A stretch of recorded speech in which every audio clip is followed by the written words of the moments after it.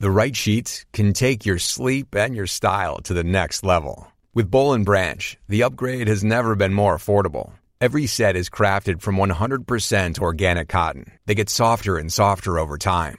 That's why they have thousands of 5-star reviews, and even 3 U.S. presidents have Boll & Branch sheets. Try them for 30 nights, and if you don't love them, send them back for a full refund. Go to bollandbranch.com today for $50 off your first set of sheets, plus free U.S. shipping with promo code BLEACHER, spelled BOLL and branch.com. That's bollandbranch.com, promo code BLEACHER.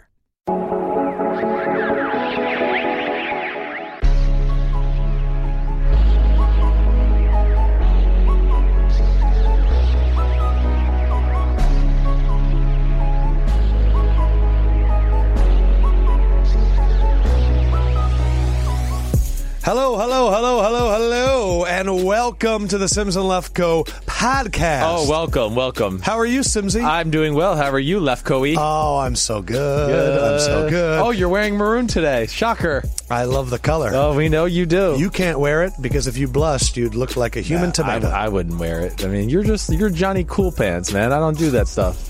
Johnny Cool Pants. Johnny Cool Pants. We have an awesome show. We are going to be having Martellus Bennett joining us a little bit later. We're finally going to get to Sims's linebackers. We're going to dig into the out of Lefkoe field hat for a number of topics because I know that you guys like it. And I'm back on Pepe Sylvia. Whoa. Last time I did Pepe Sylvia, I predicted the Eagles would win the Super Bowl, and it happened. And Gostkowski missed those kicks. Well, I've got another one.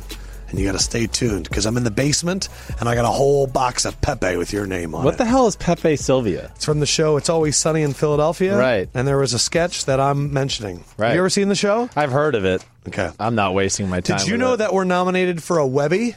I mean, I saw the email. Yeah. Right. So Sims and Lefkoe, we are nominated for a Webby. We are currently in second place behind Bill Simmons for Best Sports Podcast, I think it is. We're going to lose. No. Screw that. I need you guys, go online, go register for the Webbies. I'm going to pin it for a tweet. Help us out. If we can upset Bill Simmons, well, then I'll feel like Ben Simmons. But we can upset Bill Simmons.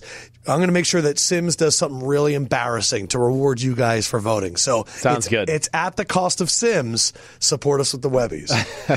The amount of people that took my side in Bear versus Lion, we talked about it at dinner. Right. Shocking. Yes. I've read some of them to you. Yes. Are you coming any more Team Bear or are you still Team Lion?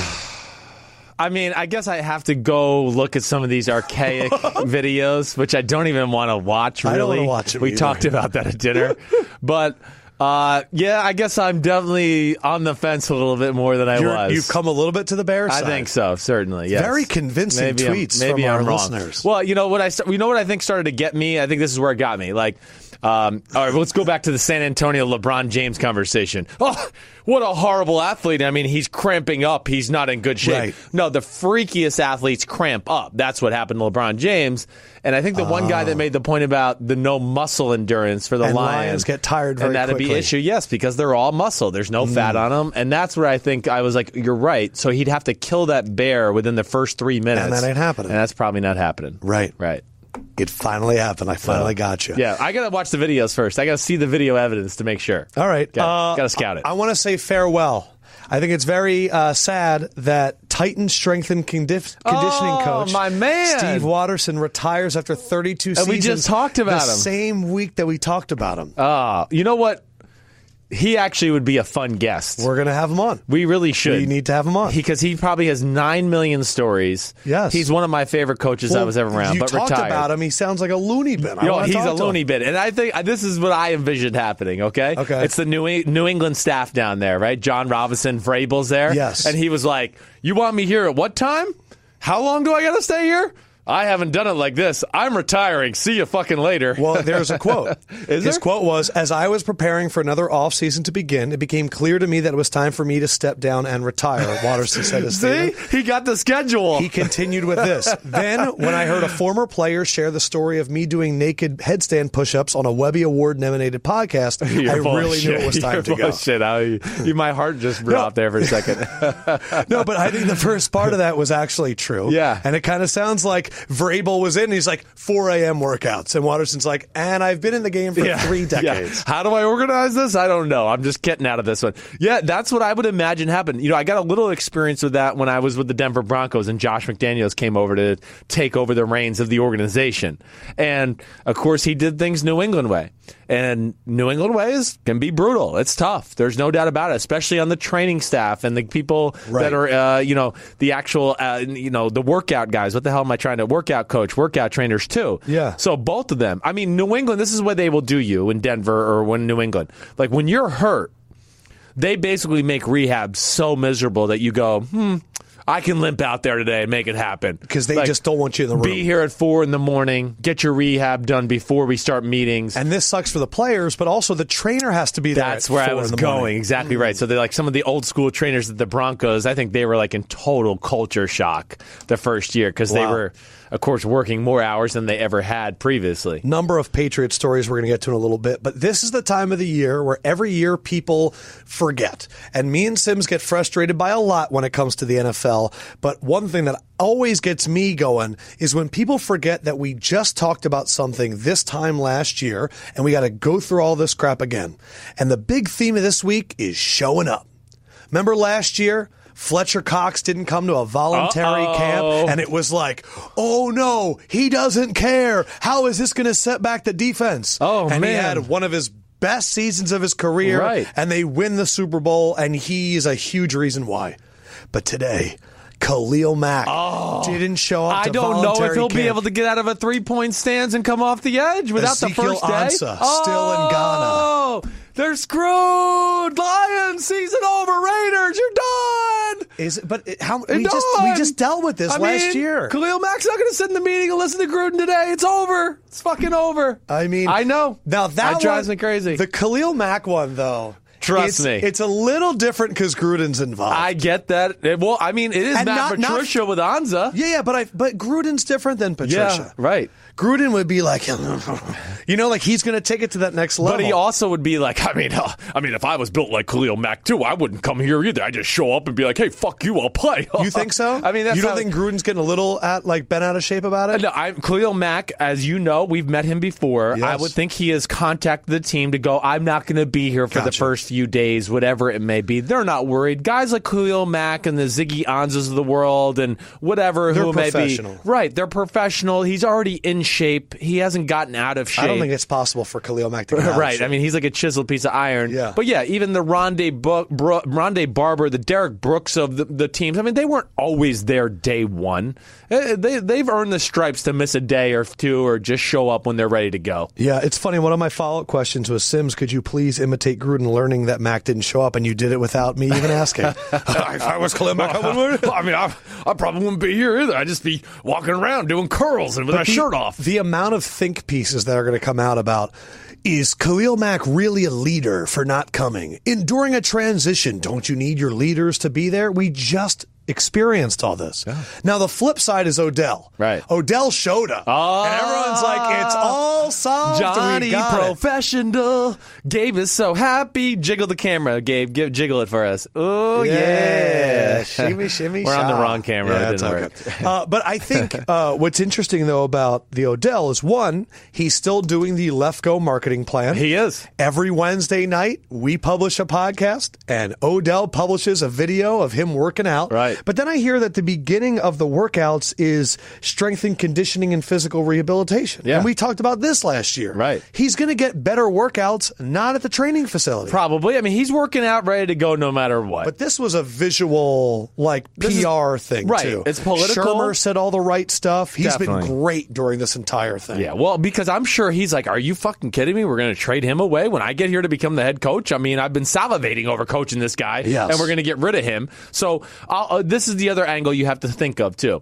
The workouts, you're right. I mean, he probably would get more benefit doing it his own. But regardless, he gets to be there, gets to meet some of these coaches, people that he hasn't met, right? And the other thing, too, is he does, I mean, I think Odell wants to play for the Giants and be here in New York City, and it's a new offense, a new system. So that's the first thing that you'll learn today, too, is he's going to start to learn the language and some of the base plays to get that, in his brain a little bit. So those are the positives. No, that doesn't happen until phase 2. I looked it up. The first 2 weeks of the 9-week program is phase 1, and that's just conditioning and rehab. So there's and meeting people. Yes. Phase 2 is when you can start talking about concepts and all that stuff. So there's no going in meeting rooms? Is that what they're saying? I mean, I can't. I don't really think that happens. There's no way you could keep me at a meeting room on a day today. There was a Giants fan in the office, and he came up to me. He goes, Odell came today, and I'm sure that now Mara's a little bit more comfortable giving him a contract. Oh, that did it. You showed up one time. That did and it. And now $100 million. Yeah, it was $100 million. Our guy Kyle Brandt over at Good Morning Football. I love Kyle. Yes. I really do. I just thought he had a really bad take that I saw on the internet today. Right. If I saw Kyle Brandt, I would do two things. I'd go, one, here's some tequila, let's get sloshed, and great job supporting the Eagles during the Super Bowl run. But he said today, Odell, just show up and be the best employee possible. It will end the way it does in the corporate world with money. Kyle, this is not the corporate world. It's not the corporate world. That's not. What we keep saying. Right. Jarvis Landry showed up, and he got traded to Cleveland. Yeah. Odell showed up last year and got nothing. And almost lost his knee in the preseason game and then got hurt. So that whole show up and get paid, I vehemently disagree. Landry showed everybody. He was the perfect soldier last year and got nothing done. Right. I mean, they franchise tagged him, but it wasn't for his benefit. No, they held him hostage because they just didn't want to let him walk out the door for free. You're right. And now the stories are that it's very highly unlikely that Odell gets traded. Yeah, of course. You think so? Well, I mean, I don't think it's like highly, highly unlikely. I still think there's a chance. I don't think this story dies out to me until a week after the draft. That's when I go, okay, a week after, and I go, finally, okay, teams got their roster, they're ready. The end of the story, Odell's going to be on the Giants. Because, up to the draft, certainly we know this could still happen. After the draft, there might be teams that wanted a receiver or needed a difference maker, didn't get what they want, and they might go, okay, let's reevaluate this whole situation.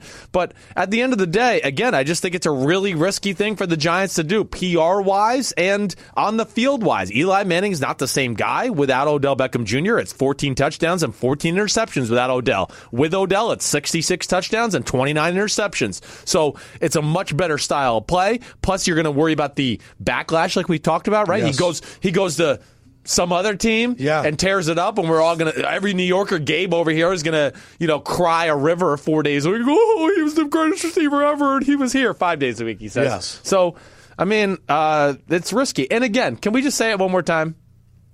I mean, the fucking guy, all he's done, I mean, okay, he got into a fight with Josh Norman on the field. That's probably the worst thing he's done. Right. And from everything I've heard, I think it is the worst thing. When he dove at Josh Norman's head, that was the worst thing. And if you talk to anybody in the NFL, the one thing I constantly hear is there was homophobic slurs the whole game towards Odell Beckham Jr. And they had a bat in the beginning of the game. So there was a bunch of issues there. So, okay, there's that. Okay, the day trip to Miami on the day off. I know it's not the greatest look, but, I mean, come on. Is it as bad as like Antonio Brown throwing the huge Gatorade jug all over the sideline in Baltimore or doing Facebook Live after a playoff game? No, it's not. But for some reason, one's like this charismatic, nice guy, and I want to be like, they're the same person, basically. Yeah. But I don't get it. Well, Sims, you gave your take. Yes. And now I'd like to give mine. I know where you're going. Not only do I think, so I want you to just let me do this. Yes. Let it breathe. Right. Not only do I think Odell should be traded, I know where he needs to go. I know this very well. The 49ers need to trade for Odell Beckham Jr. because they are the 1981 49ers, and they can relaunch that dominant dynasty of the 80s. And it starts and ends with Odell. But I'd like to start off first with the coaches. This is possible. Bill Walsh. Bill Walsh's first college coaching job, Sims, was a low-level assistant coach for a public university in California. His first NFL job, wouldn't you know, was with the Raiders. In Walsh's turnaround season with the Niners, he started his backup quarterback for the first time in December. Montana led them to a comeback win in that game, and they finished the season 6-10. Right. Current head coach of the 49ers, Kyle Shanahan. His first Holy crap, hold on a second. Let me see that. His first college coaching job was a low-level assistant coach for a public university in California. That's when he UCLA. thought he was Tyler Durden from Fight Club. Of course. Right there. His first job was with the current coach of the Raiders. And in Shanahan's first turnaround season, he started his backup quarterback for the first time in December. Jimmy G led them to a comeback win, and they finished the season 6-10. Let's talk about those quarterbacks, shall we? Joe Montana was born to an Italian family in the Midwest. Surprisingly, he didn't play quarterback for his high school team until his junior year. At 6'2", he was drafted by a legendary coach named Bill after the first round. Man, he was drafted in the third round. Yes. Yeah. Damn, Phil Simms should have been there. Jimmy Garoppolo was born to an Italian family in the Midwest. Surprisingly, he didn't play quarterback for his high school team until his junior year. At 6'2", he was drafted by a legendary coach named Bill after the first round. But now to the GOAT and the missing piece, the new GOAT. Jerry Rice was a three-sport star in the South, dominating in football, basketball, and track, who then attended college in his home state. He was the third receiver taken in his draft, yet he went on to win NFC Offensive Rookie of the Year. Odell Beckham Jr. was a three-sport star in the South, dominating in football, basketball, and track, who then attended college in his home state. He was, wouldn't you know, the third receiver taken in his draft, yet he went on to win the NFL Offensive Rookie of the Year. And I know it seems crazy, but there's more. The 1981 49ers team went on to rumble to a 13-3 record and win the Super Bowl in the Pontiac Silverdome. Right. It was the first Super Bowl held in that stadium that shared a name with a car company and was unique because its roof had technology that was nowhere else in the NFL. Granted, it was a roof that had plenty of issues early on. Well, the Super Bowl this season, Sims, it's in Atlanta. Right. It's Mercedes-Benz Stadium. It's going to be the first Super Bowl held in a stadium that shares a name with a car company. Are they having roof problems too? Well, I'll tell you what, they have technology in their roof that is not seen anywhere else in NFL, but they've already had some technological issues early on. If the 49ers trade for Odell Beckham Jr., they will launch the new dynasty of Niners football. They will become the 81 San Francisco 49ers. John Lynch, make the call. Let's go. Get it done. I mean, come on. Come on is right.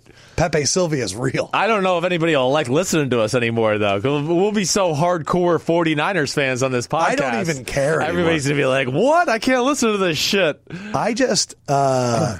I want them to get Odell so bad. Right. Because, like, I'm seeing stories about Eli Manning being okay, that Odell wasn't at his camp and all that stuff. And I wanted to be like, that's like the guy you know is retiring soon. Be like, hey, man, come on. Like, let's all get together. It's just, I don't think the Giants had the juice. You do. You still think they can make the run? Well, I think the Giants can make the run. I'm not going to sit here and say they're going to make the run because of the quarterback. I mean, that's not going to be the reason. No, they're going to have to do it with good, well-rounded football, good quarterback play, defensive play, a little bit like we saw 2 years ago when they, beat Dallas 2 out of the 3 times, 2 out of the Dallas's 3 losses, whatever it may be.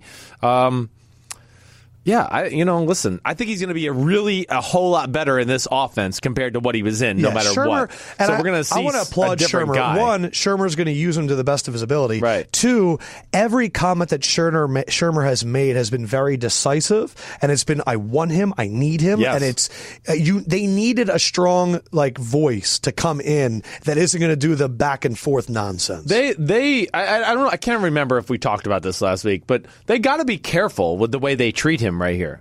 They have to.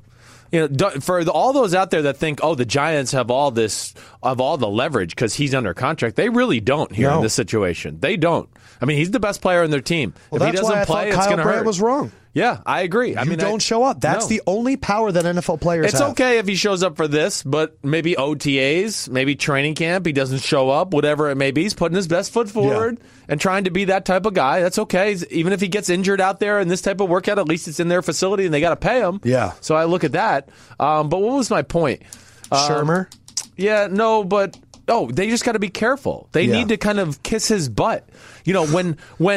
When the rest of the 31 teams realize that Odell doesn't like the Giants anymore and he doesn't want to be there, that's really going to lower the trade value because everyone's going to go, well, why would... Right. That's what happened with Landry. He's not going to play for you guys. Why would I give you 2 first-rounders? He's not even going to play this year. I'll just wait till he's a free agent next year, whatever it may be. Yeah. So they got to be careful with how they treat him here over the next few weeks.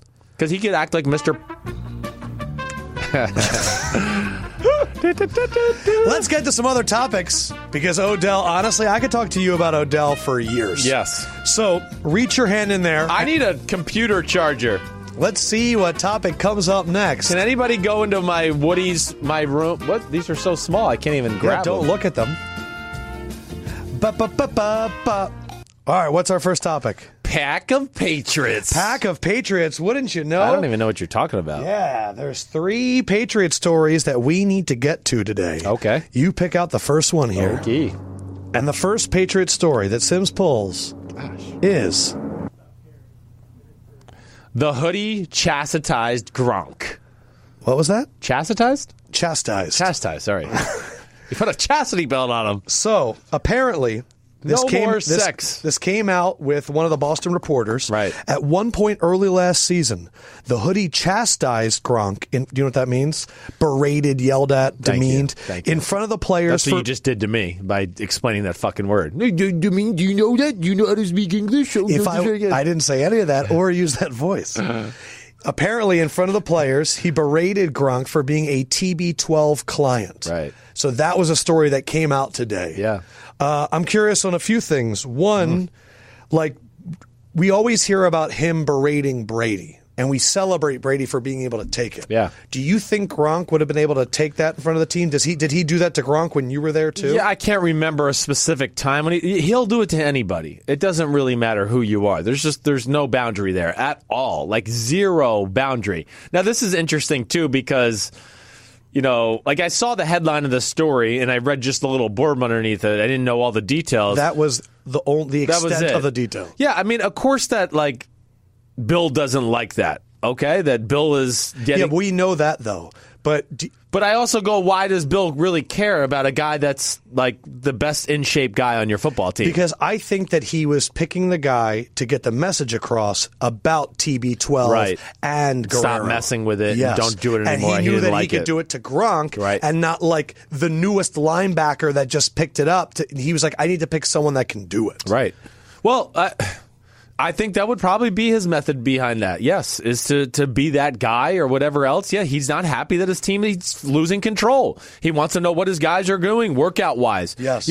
But by no stretch of the imagination is this the first time that happens in the NFL. I mean, every team I was on, I mean, there was always a handful of guys in the locker room where we got done with practice and meetings on the afternoon, and I'd go, where are you going? They're going, I'm going to go work out with my trainer. Oh. And I mean, even during the season. So that goes on. And yes, teams don't like it. And usually it's kind of kept private. Yes. But of course, he knows everything here. Who is leaking all this stuff in New England right now? I really don't know. There's a lot of leaks going on. There is a lot of stuff coming out. Well, they have a lot of new people in positions because a lot of people have left over the last few years. That is true. So the people that were there, they could that are not there anymore. Filled in for the John Robinsons and all those guys, right? Or the all the guys that were there that have left. They've heard the stories from the people that are there, and they're telling it. Right? They don't care. Right. Interesting. On Sims and Lefkoe, we look for guys that raise the bar, set the bar, are the bar.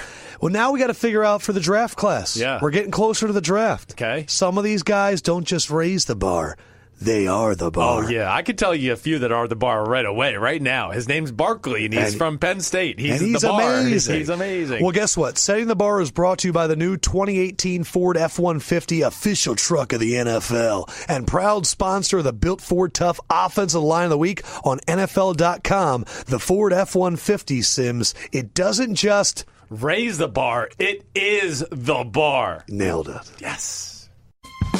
Hey, it's Howard Beck, and I've got Ray Allen on Bleacher Report's The Full 48. If a team could make me an offer that I couldn't refuse at that point, once 2015 came and then 2016, it was like there's nothing really that enticed me that would make me say, I'm going to get off the couch and I'm going to really consider this opportunity because my kids were much more important. So check out The Full 48 now on the Bleacher Report app or subscribe at Apple Podcasts. All right, let's go to another Patriots. New coach Brett Bielema? Yes. What? Brett Bielema is acting as a consultant and scout for the Patriots, even going as far as wearing Patriots gear at some pro days. Okay. It was mentioned, of course, that the Patriots have had some success drafting former players of Bielema, including James White, Dietrich Wise, Trey Flowers from Wisconsin and Arkansas. Bielema, Greg Schiano. Yeah. Belichick finds the guys that he respects and kind of brings them in. Right. But what are some other coaches and programs that Belichick really admires that you've noticed? Well, I mean, of course, Urban Meyer. I mean, there was always, that's why Hernandez was there. That's why Brandon Spikes were there. Those type of players, because I think he knew when I draft an Urban Meyer type player, it's a lot like Nick Saban. It's no nonsense. They're used to physical practices. They're used to being yelled at by their coaches when they mess up. Yeah. So that would be one right off the bat that I know that Bill has great respect for. Yeah, you said Schiano. Bielema, it's interesting because I don't know Brett Bielema. He seems like a true football guy. I wouldn't exactly think that their styles mesh together, right. But I think that probably their overall philosophy of football is a little bit similar, where Bielema is like you said, Wisconsin, Arkansas, big people, probably has a little eye for that position and that talent, and that's what Bill liked about it. Bielema's put a lot of offensive line candidates out there. Yes. Thanks, dude. But I just found it interesting that they kind of scooped up this coach that was let go. But this is why then he's immediately in the scouting. But this is why Bill's amazing, because Bill is the smartest guy in the NFL, and then also goes, "I have more to learn." Where the rest of the football is just like, well, I learned. We have our scouts I learned already. that in 1988. I'm good. I don't need to learn anymore. Bill Walsh taught me everything. And here's like Bill Belichick. He's changed his motto 10 different times. Style of play. We're going to throw the ball. We're a run team. Oh, I want tight ends. I need the Jamie Collin type linebackers. I mean, he's always willing to evolve, and he's always willing to get better ideas, whether it's hiring Rob Ryan on his staff. I mean, he's not. He wants to hear and learn football and more ideas. That has to be the most exciting and complimentary thing to be told as a coach, that Belichick's like, I need to learn from you. Yeah, well, he's just going to take it from anybody. Like the year I've told you with Chip Kelly being there. Chip Kelly was at a football. He was at our practices like 3 or 4 times, and I kept going, what is Bill getting out of Chip Kelly? And then all of a sudden we started getting ready for training camp, and I was like, oh, I got it. We got all these coded word plays to go fast to the line of scrimmage. That's what he's been talking about, Chip Kelly. Well, how do you organize this so quickly? He's taking one aspect He's taking one, and he's letting Chip hang around. He's going to let Chip steal what he wants, and he's going to get knowledge that way. But yes, and then that year when I was working for the New England Patriots as the self-proclaimed bitch boy, we broke the record for most plays in a year by any NFL team. And I had to break all that those shit meetings down. with Chip. All those meetings with Chip, because he figured out how Chip did it. Chip taught him, Yeah. and he continued to grow off of that. It's amazing. It is. It's amazing. Well, it's funny because the last one in this one with the Patriots was joint practices, which we always talk about with Belichick. Who are they doing against this year? Well, no. The story came out that Matt Patricia wants to do joint practices. He's open up for business. Okay. And I only put this in here for one reason. Right. To remind the rest of the NFL that if you're an actual contender this year, do not do a joint practice with the Patriots. Right. Jaguars, Eagles, Steelers, Chargers, any team that has a chance to make a run this year, do not do a joint practice, because Bill is getting more out of it than you are. But I think that teams should do joint practices. Yes, thank you for that's what you should say. Can you plug But that in? not there? with Bill. No, don't do anything with Bill. Just like we finally, we talked about it, of course, leading up to the AFC Championship. Diana Rossini, right? Let's give her some credit, because she said the one thing the Patriots said they looked at the most during the preparation for that game was the joint practices. I will say, though, that when I hear like Mariota or Deshaun Watson talking about what it was like to see Brady work during those days, that's why Detroit wants to do it. Yes, because they want to go. They want to probably go New England, because he wants to go. Listen, this is what New England's done. This is where I came from. See how good they are. See what they do. Yes. Let's buy into what I want to do. I think it's good to do early on, right. But if you're a contender, don't do it. Agreed, Lefkoe. With you all the way. But again, another example, right? What Bill, cutting edge once again.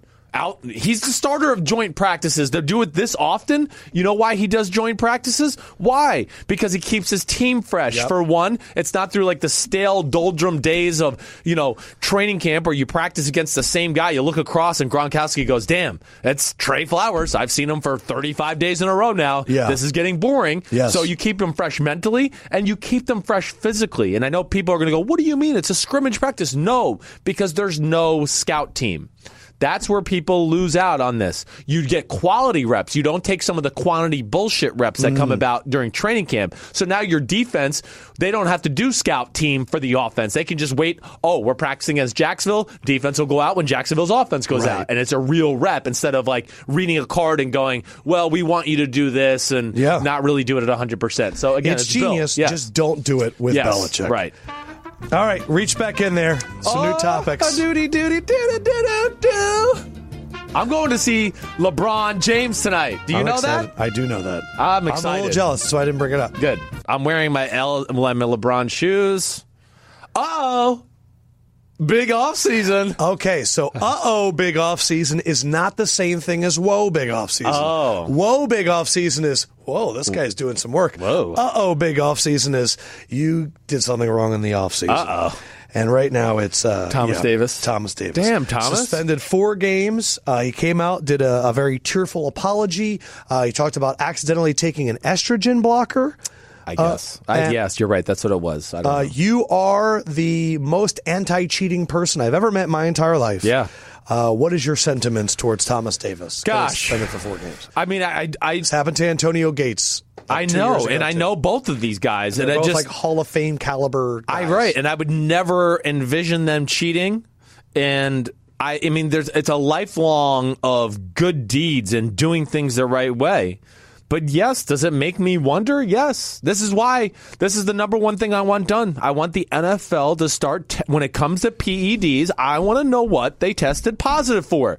If you're going to do it, you need to be embarrassed. You're going to scare people away from it once they can't use I bought something over GNC and I took Adderall to concentrate. The typical thing that Thomas Davis said and what a lot of people said is, I should have been more aware of what I was putting in my body. I know. I've been taking this for years, and apparently I got a false flag for an estrogen blocker. Is what he said. I know, and Thomas Davis is one of those guys, former Man of the Year. Took my spleen. Yeah, I mean, he's a baller. Maybe that's why you're going to love you said it though. I hate cheaters. I hate it. Thomas Davis is like the pinnacle of nice guys. I know, and I don't know what to think about it because that is too. I mean, as you know, and as you document with me all the time. I mean, I'm just a quarterback, and I'm obsessed with what I eat. And I know everything I put in my body, and I just have a hard time believing some of these guys are, I made this mistake. I've been watching everything I have eaten for. So you're not believing, Thomas? I don't know what to believe anymore. Tell me the truth.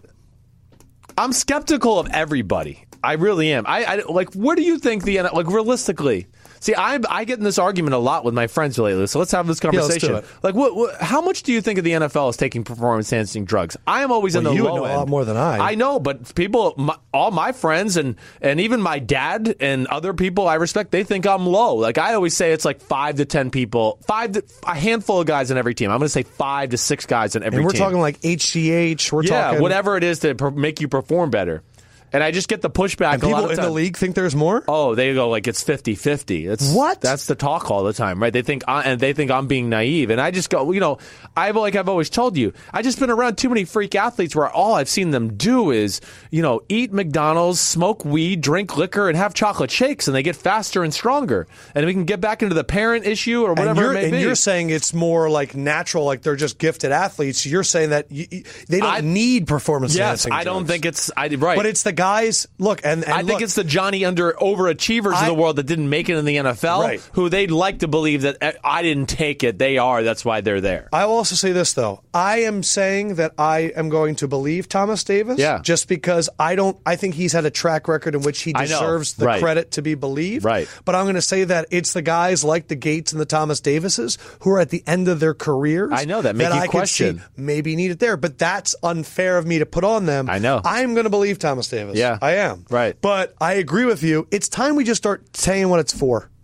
Right? Do it. They need to. Because if it's from Robitussin and it happened by accident, or if it was like a cough syrup or whatever, then like they should put that out and kind of exonerate them too. I just don't think the NFL wants to look bad at going, look, it came from something dumb, but we still have to penalize because it went off. I don't care. I mean, okay, so smoking it out of the bong is dumb, but they have no problem suspending you for that. So, again, it's cheating. And a lot of the times it's illegal in our country. It's more than that. And it's about setting an example for young kids.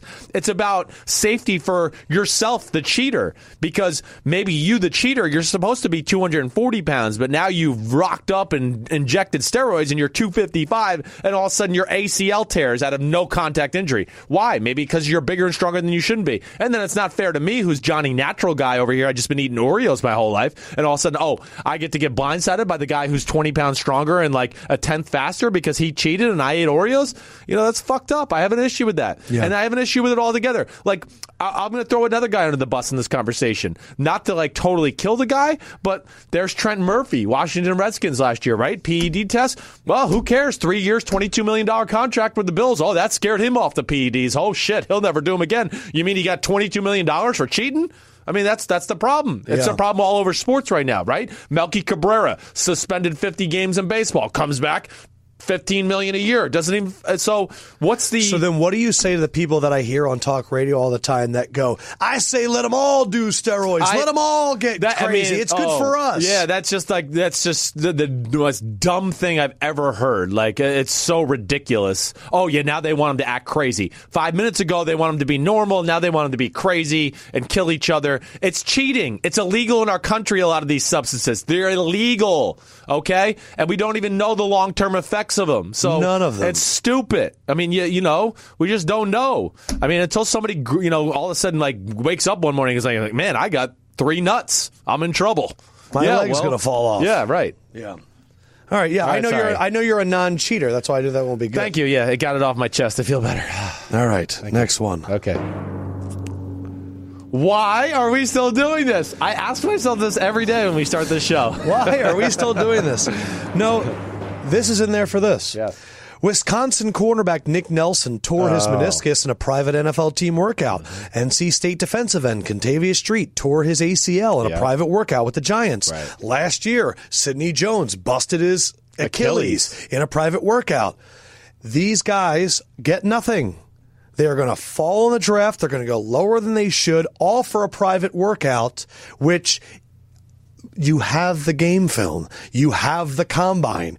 These guys are going there with no insurance and doing these private workouts, and that's 2 guys this year. The Contavious Street kid, the defensive end, you liked a lot. Yeah, I mean, he's going to be like a mid-round type of pick that's going to be able to play. Now he's probably going to be a late-round No pick. doubt about it, and probably won't be able to play it all next year. So you're right. I mean, again, it's your career's off to a bad start. Why are we still doing this? It's a great question, Lefkoe. It really is. I don't know if I was an agent, if I would let my guy go to places.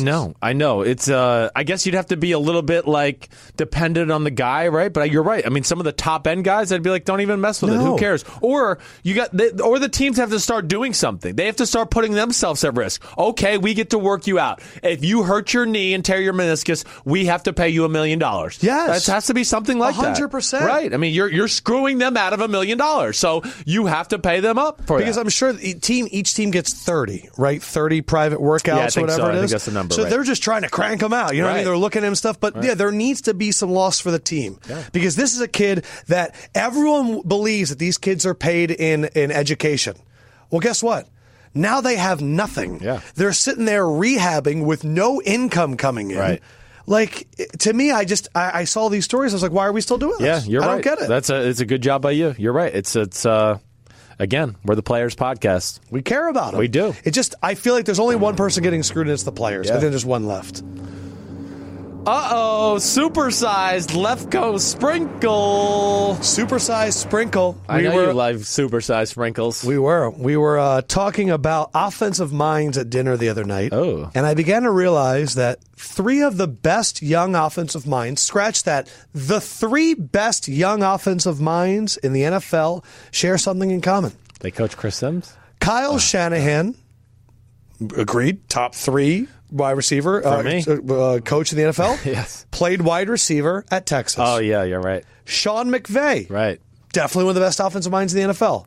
Played wide receiver at Miami of Ohio. I didn't know that one. That was a new one for me. Josh McDaniels. Right. Offensive coordinator for the Patriots. Played wide receiver at John Carroll. Man, some sorry-ass wide receivers Absolutely. right there. But it just made me realize that the 3 best young offensive minds in the NFL, not including like Gase and stuff, but I think these 3 are the top 3. Yeah. All played wide receiver. And then Sean Payton, but he's a head coach. He's but yes, older. right. I'm talking about these young. are the 3 Gotcha. young guns. Gotcha. You're right. What could being a wide receiver give you to be a great offensive mind? Because we were talking about this at dinner. Kyle is so good at getting wide receivers open. Right. I feel like all 3 of those guys are great at route combinations, right. and then also evaluating wide receiver talent that's not super expensive, that you could, like Robert Woods. Yeah.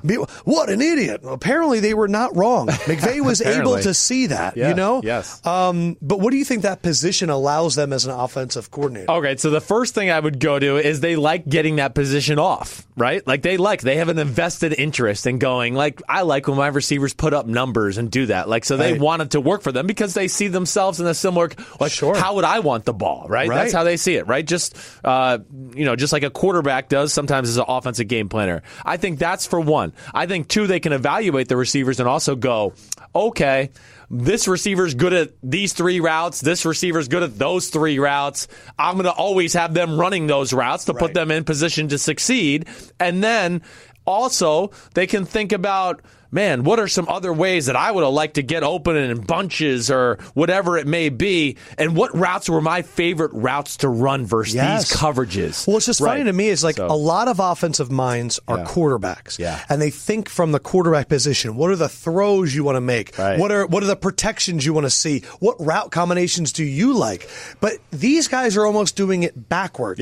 They're going, which are the routes that get us the most open? Because then that's the easiest throw for the quarterback. I think that's how they're looking at it. Yeah, I think there is. Kyle's looking at it and going, how can I get these 4 guys in the best position to be open? Right. Because that's a lot easier than what does my quarterback like to throw, and then how could I free up the post? Yeah. You know? Yes. I just think they're reverse engineering the offense. I think you're right. I mean, I never really thought of the angle in general, but I think it's all those things combined. Their ability to be creative because they want to get receivers open, their ability to evaluate them, their ability to know what routes they used to like to run against certain coverages. I also think that keep going. I was just also going to say, like, it's a great, I mean, I've never been around a receiver that doesn't love Sean McVay or Kyle Shanahan. That's what I'm saying. I mean, they love him. Like, they're always, Kyle's my guy. Yeah. Because Hawkins was the same thing, remember? Because they get him the ball. And receivers, of course, it's a smart play politically, even though these guys aren't doing it politically, but they're the biggest pains in the asses on the football team. Right. Plain and simple. I mean, I know we only hear about Odell Beckham Jr. and Antonio Brown. And Des Bryant. But I can promise you, Des Bryant's a pain in the ass, and so is A.J. Green, and go down the list. They are. That's just the way they are. And for that to always feel like, oh, we're getting the ball, coach is trying to get it to us, it just keeps everything in a positive framework, I think. Just something I thought about. I think it's interesting. It is interesting. Speaking of interesting, this next guy is very interesting. Whoa. And we've been saying for a long time that we want one of the Bennett brothers. We're the Players Podcast. We think they're one of the few guys. He's going to be coming on. Okay. Yeah. I know he's coming on. So we're going to go now to our awesome interview with the main man, Martellus Bennett.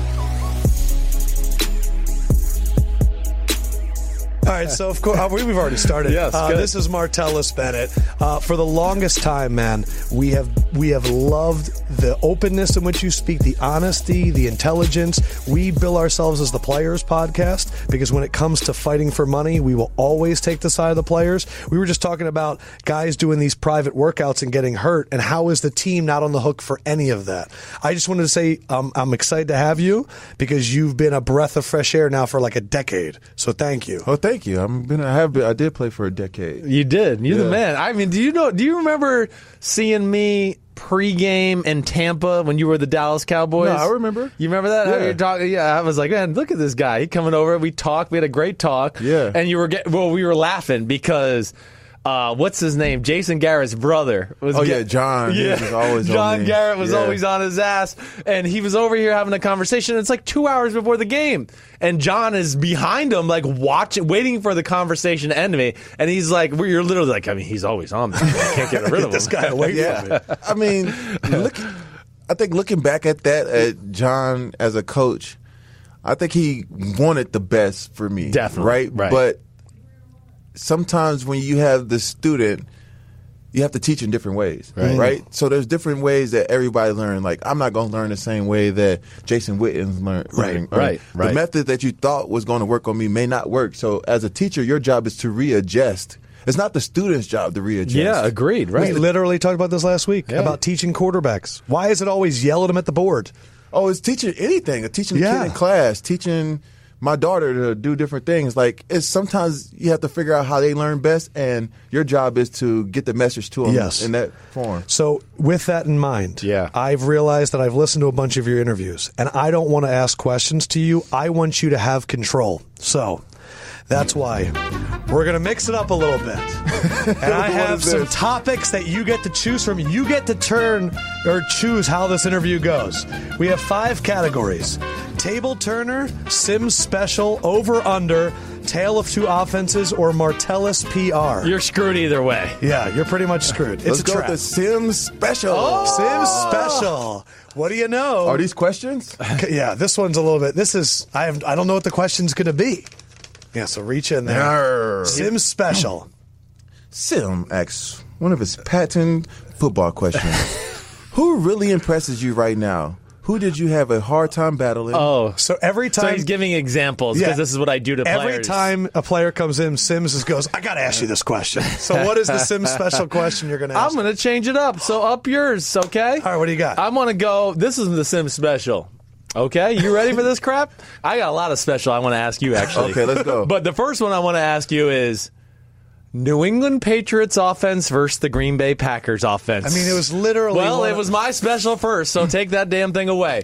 But because I'm just going to set the table. The Packers offense. I mean, I've been here for years, just going. It's Aaron Rodgers. Yeah. It's crap. They don't do anything. It's very simple. You're agreeing. I can already tell. And the New England Patriots offense is like advanced algebra compared to that. So I just wanted you to kind of wax poetically about that. I think that for me, I don't think there's an offense coordinator that's better than Josh McDaniels. Right. The preparation, the way that he calls plays, the way that he put his game plans to attack. Yeah. Defenses, I've never seen anything like it in my career. Gotcha. And I've played for 5 teams, 6 teams, and how many different coaches. Yeah. I've never seen one game plan the way that he does and the way that he puts players in position to succeed. I think as a coach, your job is to take your talent and put them in places in position to succeed at whatever it is that you want them to achieve. Right. So I know and- it's hard to live up to that because you're right. He is special like that. So then just talk about what jumped out to you about lack of Green Bay offense. So in Green Bay, I struggled. Like, I struggled in the offense in Green Bay. Right. And I think a lot, like, it's not tight end friendly. Yeah. The Patriots offense is tight end friendly. There's a lot of seam balls. There's a lot of deep over routes. Right. There's a lot. They're going to move you around. They're going to move you around, like, Right. in positions. You want to be in a slot. Like, there's, like, the way they use the under routes. Right. You know, a lot of quick passes. Because I'm a guy, like, the thing I loved about Josh is that they knew to give me the ball early, and Tom liked to give me the balls at 1 yard, 2 yards, so that I could just go do what I do. Right. You know what I'm saying? So, like, those things where you can make those easy plays to get guys going. Right. And then those other ones deeper, then we go down there. I think with Aaron, I've never seen anyone, it's almost playing for, like, the Spurs and then playing for the Golden State Warriors. Yeah. So, like, the way Aaron is, Aaron really just does his thing. He just makes it happen. I've never seen anyone who could do what he does. Right?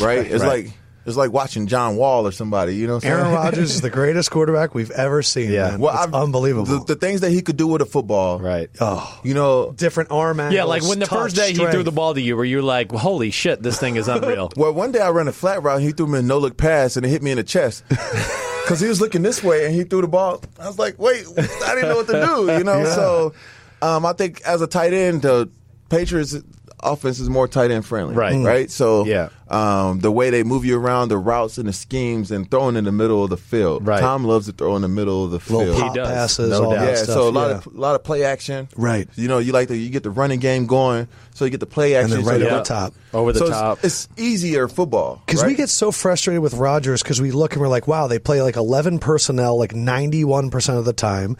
And we just don't see any creativity. We don't see any ways of getting you guys open. It's more of like, Aaron, nothing worked for the first 5. Create some shit and make it happen. Yeah, I had to learn how to scramble. Like, I never had to learn how to scramble with the way that Aaron does it. Like, you know what I'm saying? I'll be in the middle of the field and I'll stop because everybody else is going deep. And he's like, don't stop. Just turn and run, you know, because he's looking on the outside edges. So a lot of the big plays happen when Aaron is making them happen. And, but as a tight end, you want to be in the Patriots offense. Of course. Right? It's just like if there's a couple offenses you want to be in as a tight end. You want to be in a North Turner offense. Yeah.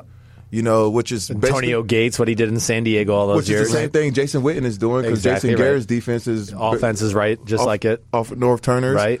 You want to be in the Patriots offense. Yeah.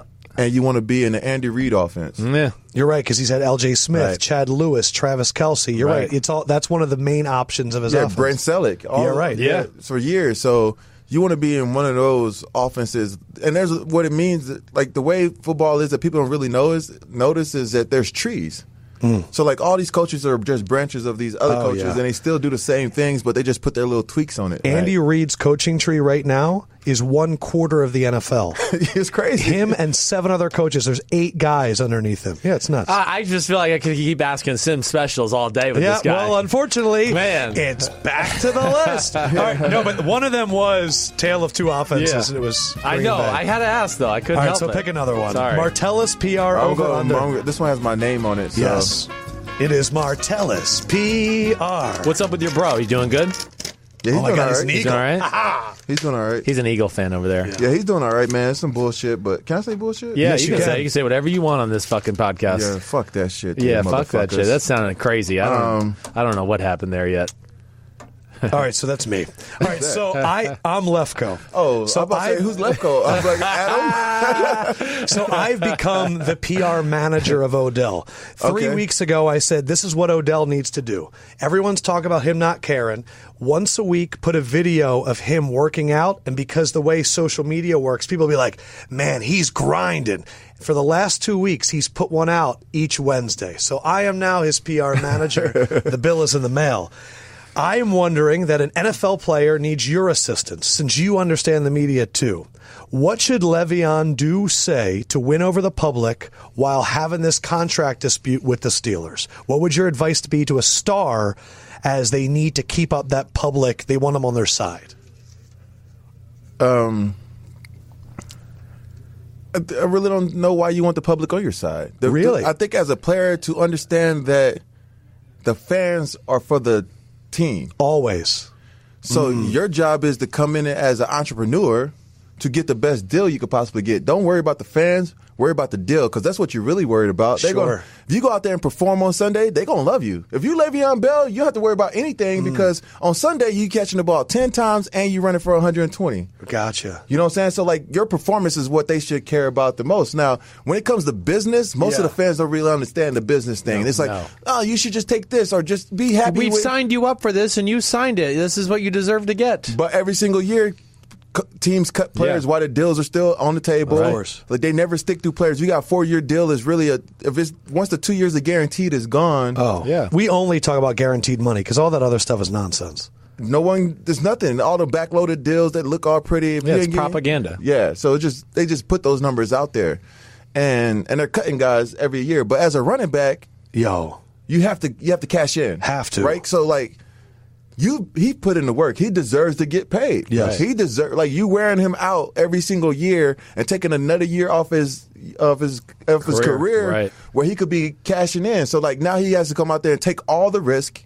All of it. All of the risk for to carry your team on his back. And he's not like one of those running backs who just pounds the ball. He really is like him and Antonio Brown really do their thing. But Everything. But him more so than Antonio. Thank you. I said this last week he that did. Le'Veon's more valuable to the team than Antonio because he'll still catch you 80 balls Yes. and run it for 1,500 yards. And you have to the pass game does not work without the running game. No. right? So when you just talked about that with the Patriots. So when you got a really good running game, like you have a really good running game, they bring an extra guy down in the box.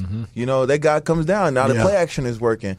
And the play action is a beautiful thing. If you get your team to run the play action right because you pound it, that's what we used to do in New England. We'd just be bow, bow, bow. Then we run the same play action off of it. Then it's a 40-yard game. But most teams aren't patient enough to keep running it to get 3 yards, 4 yards. Right. You know, understand that a yard is a good play. Yeah, the attempt itself was a good play. Just the running attempt to keep the defense honest, to go, shit, I have to worry about that. Yes. Oh, yes. Martellus Bryant's behind me. Shit, I'm screwed. Do you want to do another sim special? And nothing is better than running past the linebacker and they say, "Oh shit!" and trying to grab you. Yeah, you can hear him. Hey, help! As soon as you hear, "Oh shit!" Yeah, when you see a linebacker turn around and stick his hands up like this, you know you got it. Right. Like, you're just like, "Oh fuck, I got this guy!" Like, you know, so it's like super exciting. So. It's like a quarterback when I used to hear the tackle yell, "Oh shit!" That's when I was like, "Oh shit, I'm about to get hit." Oh shit, or watch out! Watch out, Chris. But I think as a player, like. I think your job is to perform, right? Your job is to focus on being better and performing. Sure. So, Odell performs. Yes. Right? Like none other. So he's putting up numbers. The guy wants to win. Like, I think a lot of times, like, if I think that race comes to play into it too. For sure. Of course it does. We talk about this all the time. Don't be afraid. So I'm just saying. So like as a young black male playing the game, he's hot headed. Right. Right. Exactly. Like I saw not too long ago. Like there's no difference between what Odell does and what Tom does. Yeah, I get What you. about when Antonio Brown knocked the Gatorade cooler? He throws the Gatorade cooler, does Facebook Live, but it's like it's okay for him. But Odell gets held to a different standard. But keep going with where you're going. Or Dez Bryant. Right. Yes. Dez Bryant wants to win. Yes. These guys. So a lot of times people are like, oh, he's a hothead. So people build these stigmas around this guy. Like I remember going on team and T.O. was on the team. I heard all this stuff about T.O. He was the best teammate I had, probably one of the best teammates I had my entire career. Right. Wow. I've never met a better guy like to play with who could pull you to the side. Hey, man, I used to be like, T.O., how you cut like that? And he'd be like, one thing you need to learn about football is that don't try to cut like another man. There's things you could take from the games, but your feet are different from his feet. So figure out what works for you. Right. And my whole career, I'd be like, damn, that made so much sense. Every time a rookie would come ask me, I'd be like, don't you ever cut like another man. Figure out what Did you take it? Did you say it was T.O. or did you just take it? No, there was a couple things. So Romo told me one time, he said, because when you don't play a lot, when you get in the game, like I struggled earlier in my career because I tried to do too much. Right? The ball will be coming. I'm like, all right, he's right here. I'm going to turn this way. I'm going to break this tackle, and I'm going to break 150 yards, and you'll drop the ball. And they drop it. Right. So that's happened to me a lot because I only get one pass in the game, and I feel like I had to make something special happen. Yeah, something terrific happen. Right. So Romo used to tell me, he used to be like, be urgent, but don't rush. What the fuck does that mean? Yeah. That's some John Wooden I've heard stuff. that's like some John Gruden shit right there. I've heard him say that like too. be urgent, but like the fuck you talking about? Be urgent, but be quick, but don't rush or something like that. Yeah. Year 5.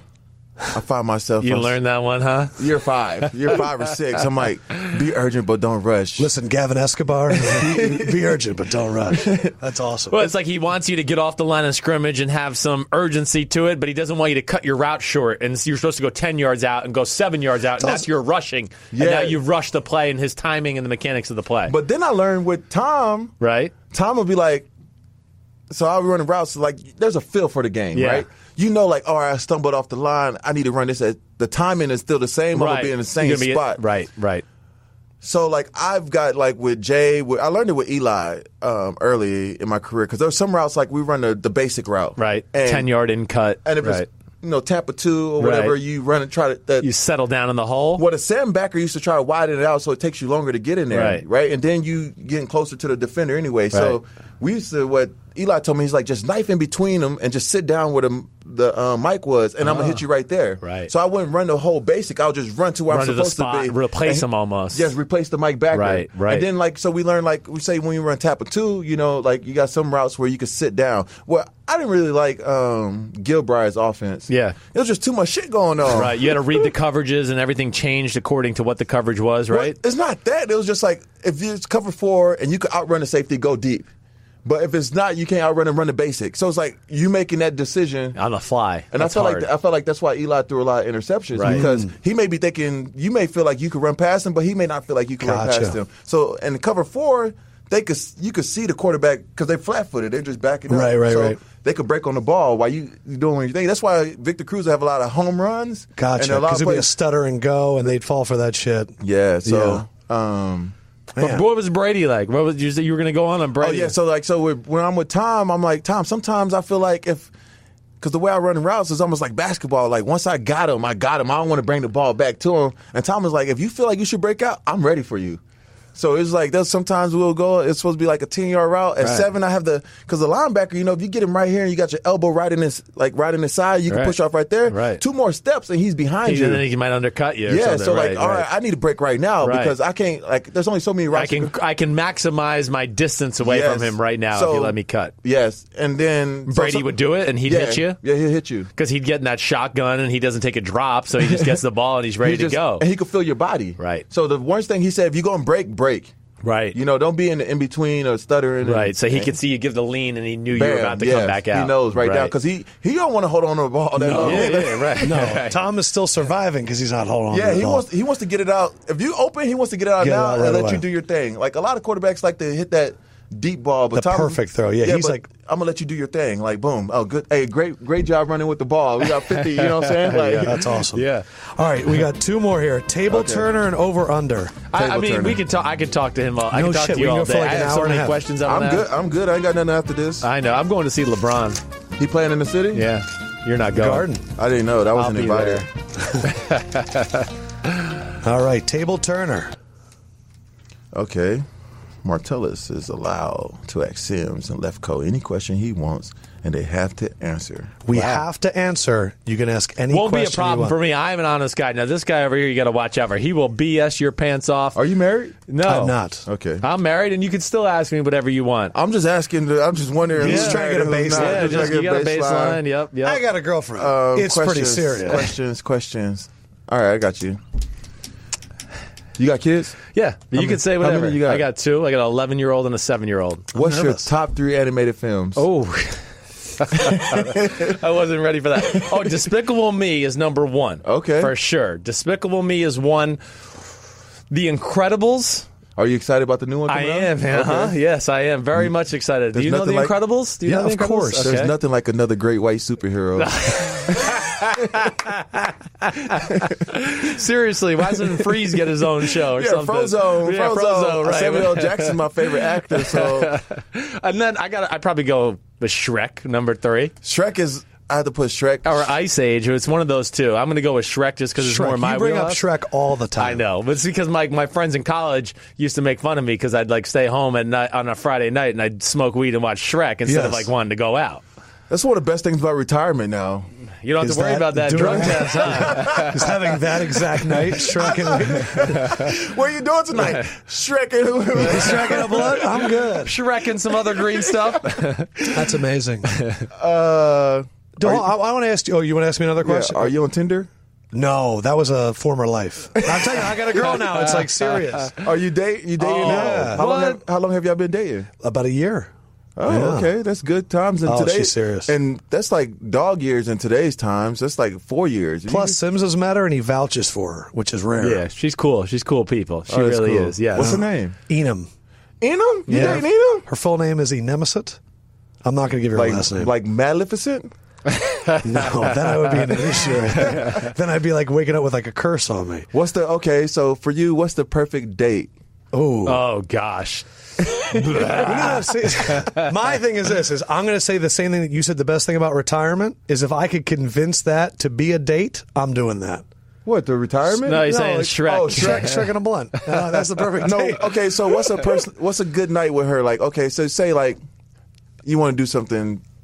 I don't believe it's romantic. All right. I believe every day is real. I tell my wife I'm lucky to have her, but you're lucky to have me too. Oh, you guys are in the same. You guys are the same thing. Sims believes one-sided. Sims doesn't believe in Valentine's Day. You're so lucky for you to be your daughter's father. My daughter's lucky for me to be her father. You know what I'm saying? I hear you. I said that to my kids last night. It's like, you think there was any other dads running around playing ball tag in the house last night? No, I win. I tell my daughter the same thing. Sometimes she be crying. I be like, look, let's get this right now. You could cry, but the world doesn't care. Daddy cares. I think you're with. Yeah, we're in the same school of parenting. But right now, Daddy does not care. Daddy does not care. So you need to go figure out what you need to do to stop yourself from crying, and then come holler at your daddy. Dude, I heard you talking on Simmons' podcast, and I was like, this is the tight end version of Sims. Sims does not believe he never has to do anything for Valentine's Day because he's been a Valentine all year long. But Valentine's Day is just a ridiculous commercial. I agree. Right. I mean, it's bullshit. It's easy to say. There's a couple holidays that shouldn't happen. Valentine's Day. Okay. St. Patrick's Day. Oh, yeah. Columbus Day. I mean, that's he's a rapist. Yes. Found it. I think it's first he ended up in the Bahamas by mistake. Yeah. Raped everybody there, took all their gold, and like, all right, they have no more valuable treasures here. Let's go stumble upon something else. Yeah. Came here and did the same thing. And he got a holiday for discovering something that already existed. I know. That's like me saying, I discovered your neighborhood. I drove past it. It's mine now. No, bitch, I've been there. I live there. And then the worst thing is like, man, you guys are so great to us. I love all you Indian people. You guys are great. So let's celebrate together. You guys have your tradition with Thanksgiving. I want to give thanks to you guys. It's cold. Winter is coming. So how about y'all go to our boat? We have blankets for all of you. Not knowing that all of them had smallpox. Is that how it eventually went down? I always assumed it was like muskets or something like that. He just blowed them down. I don't know about that part of the story. I haven't heard that part. I'm doing the challenge thing on that one. I got to read that. Over-under was the last one. I'm going to ask you these. And then I want to talk about, because we're going to do some more stuff with you later, but I definitely want to talk about the book and the app and all that because you're making moves. Yeah, we could talk about me making moves. What percentage of NFL players truly speak their mind? Over, under 5%? Under 5%. Man. Most of the guys just be lying to y'all to try to impress the fans on their side. And most of the people that you see on TV is not who they really are. A lot of these guys you think are great people, they're terrible people. Yeah, and the people that you think are terrible people are great. Like you were saying with Terrell Owens. Yeah, they're just great people. Yeah. So it's yes. I mean, Lefkoe knows. I've told him enough stories. Yeah. But some of the squeakiest, clean NFL guys, I'm Mr. Franchise guy, they're the slimiest dudes in the whole league. Yeah, they are. They're terrible. Yeah. All right, over, under. What percentage of the NFL smokes weed? Over, under 70%? Over. Over. I made it a little high. I want to say about 89%. Yeah, I think I would go 80%. 80%. Yeah. So it's actually more shocking when you meet someone on the team that doesn't. You don't smoke, bro? Well, I think there's medical marijuana. Yes. So it's like, there's times of the year where your body just hurts so bad that you don't want to just be popping pills all the time. That shit, dude. Like especially with all the stories now.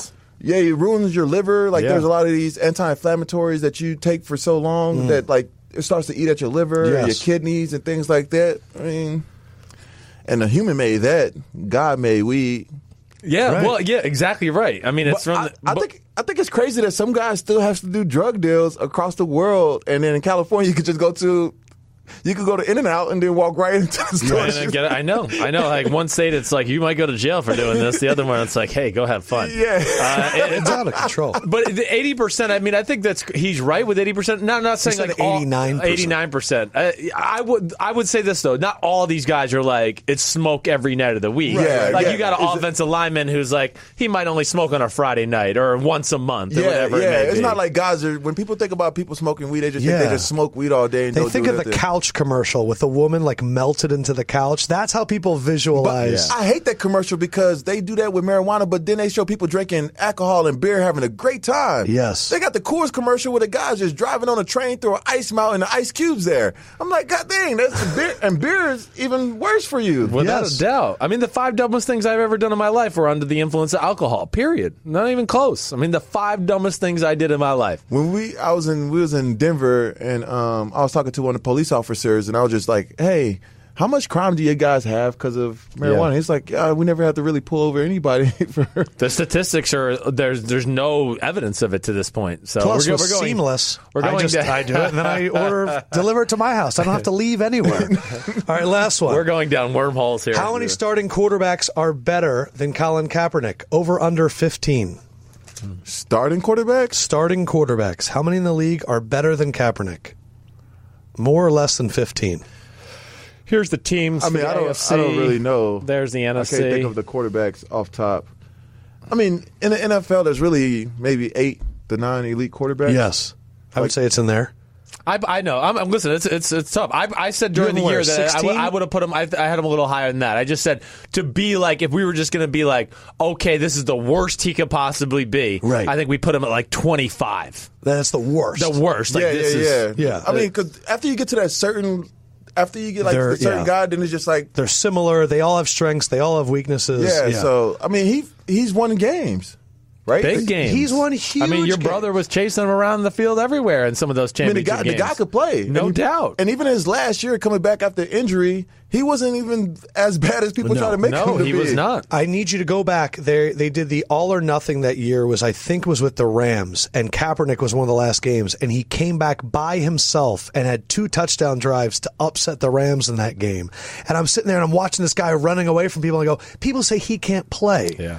And I just don't think people watch, and the stories take it on so much now that they don't even care anymore. Right. Well, I mean, you have the owner of the Texans that goes... Oh, that one, Bob McNair. So he says, I shouldn't apologize. That's the worst thing I did about the whole situation. Yes.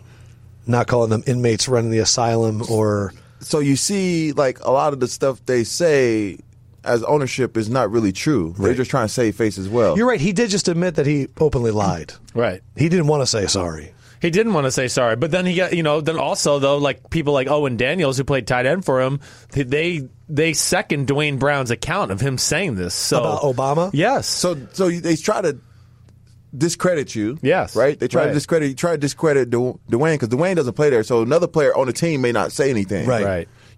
Right. And there's not a lot of outspoken guys. There's a lot of guys who are in the closet. Man, we should do this. We should do that. Right. And then when a team meeting comes, you stand up and say something. You be looking around. You be like, God damn, what happened to the whole crew? I thought it was going to be 15 of us. Now it's just me. Right. And now I'm the bad guy. Now you're the crazy guy on the team. So, right. But then afterwards, like, yo, man, you really kicked ass doing that, man. Like, bro, you spoke for us all, man. Everything you said, I felt in my heart, bro. Like, I'm so glad that you said it, and we needed you to say that. Boy, there's some things that won't change around here, boy. Like, man, y'all tripping. Man. So you right now, is it Imagination Agency? Yeah, Martellus Bennett's Imagination Agency. Man. So you have an app, you have a book. What do you want to talk about the most? Right now, I mean, what's exciting you? I'm just excited about life. I'm super excited. Like I always wanted to make things, and any one of my teammates that knows me know, in a sauna, in a hot tub, anytime in special teams periods, I'm always thinking of things to make. Like I just like to tell stories, and that's just who I am. Sure. Like I was never an athlete, right? I learned to play sports. I've always been a creative. I didn't learn to create. I just do it. Right. So I started my company, the Imagination Agency, and I started in 2014, though, when I was playing with the Bears. So I released my first book, and I did my first app, and now I just released my second app and my second book. And it's an interactive children's book actually what I did was I put a party in your phone for your kids, and now they could party with the app that I made. It's a book. It's narrated by me. Right. It's narrated by the girl that does the AJ voice, and then I'm about to start adding guest voices reading. Oh, that's cool. So, like, I'm gonna try to get Gronk to do a reading so he can that'd be download. cool. I know. I really want to ask you about Gronk stuff too, but I love Gronk. I know you do. I mean, Gronk is way smarter than y'all think he is. I've said that before. Yeah, he says he's like a savant. Like he just picks up things immediately. In meetings, football-wise. he was amazing because I worked in New England before you were there. Oh yeah, Gronk is pretty smart. Gronk was impressed with me too. He's like, no one's ever learned the offense as fast as you. I said, I've been in like 10 offenses. There's only so much to crack, so many codes to crack. So if they want to see your app, So App you Store, go to Imagination Agency. Yeah, you can just search Hey AJ in the App Store. Okay. Or you can search Martellus Bennett in the App Store. I'll make sure I put that as one of the keywords. Yeah. I'm going to check it out, man. And then what's I'm the going to book show it to called? my kids. My newest book is called Hey AJ's Bedtime. My first book was called Hey AJ Saturday. It's a part of the series, and I got a new animated film I'm finishing up right now that I'm about to score. John Williams. No, I'm gonna score it myself with friends. Really? Yeah. So I'm about to start scoring that. We just finished up the animation for the last episodes on that, and I just released another album. I released the album in February, and another song. I'm releasing 2 more albums this year. Yeah. So, Unsolicited here. Man. There are makers and there are managers in this life. You're a maker. Your company is going to get big to where it's going to need you to manage. Don't stop making. Oh no, I would never stop. I know you won't. I couldn't I've just seen it too many times. I never could stop making, right? So that's like my biggest thing. Like my entire career, even when I was playing at a high level of things, I was always making stuff. Like if I wasn't playing, like when I played for the Cowboys, I actually was in an alternative hip hop group that used to tour called the Moonshine Kids. So we used to go perform in all different types of places. So there was times where like I was telling somebody like one night I ended up performing. It was like Slim Thug and Powwow, but none of them really knew me because I was just like a guy. Just some big black guy that's hanging 6'7". Yeah. So I performed in like all kinds of cool places and stuff like that. And so I used to perform a lot more. And then I started doing more art. And I used to skateboard and rollerblade. And stuff. So I started doing more art, and I used to host art shows all the time. Right. So I just now started back painting. So I'm gonna start. I think I might do an art show this year, probably closer to the ESPYs. It's awesome. And I always want to make more music. Like I have like 10 musical album projects that's out. Dude, I could tell your brain is not the same as my brain. Okay. So yeah. So like right now I'm super excited just about life to be able to wake up and create every single day because that's all I want. That's like my driving purpose in life is just to make things. I always knew that. Yeah. I'm a storyteller. I always want to tell stories, and then which form of medium should that story be told in? Is it an app? Is it a novel? Is it a book? I'm actually writing my first adult book. Oh, right now. That always sounds so dirty when I say that. It does. I was expecting 50 Shades of something. 50 Shades of Football. Come on to my new book. It's called Fourth and Long. The 3-point stance. This is Fourth and Long. Where Martellus always goes deep.